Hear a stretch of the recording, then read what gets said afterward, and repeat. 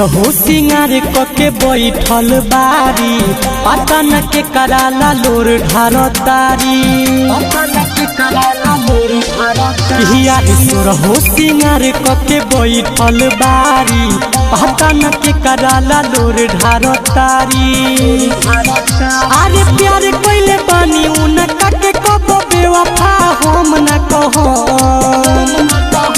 अरे संगहि जिए मरे के खैली कसम आज काहे दूर हमसे भइली सनम। संगहि जिए मरे के खैली कसम आज काहे दूर हमसे भइली सनम। सनहिया रिकॉर्डिंग स्टूडियो कटसा दूर हमसे भइली सनम। डीजे राजकुमार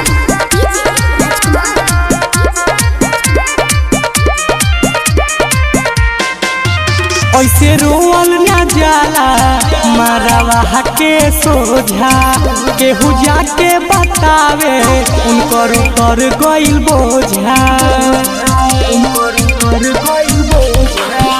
ऐसे रोल न जाला मारवा के सोझा केहू जाके बतावे उनकर उतर गइल बोझा।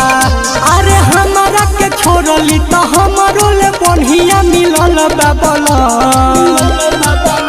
अरे संगहि जिए मरे के खैली कसम आज काहे दूर हमसे भइली सनम।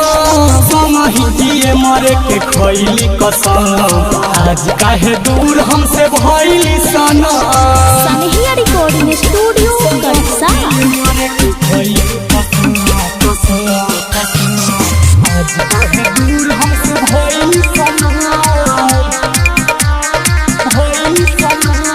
डीजे राजकुमार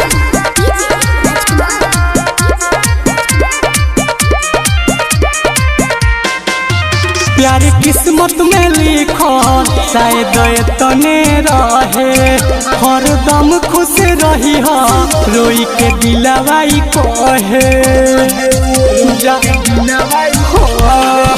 प्यार किस्मत में लिखल शायद तने रहे हरदम खुश रही हा रोई के दिलवाई कहे। दीपक दीवाना कहे मन जैसे मिल गइल भारी जखम। अरे संगहि जिए मरे के खैली कसम आज काहे दूर हमसे भइली सनम। संगहि जिए मरे के खैली कसम आज काहे दूर हमसे भइली सनम।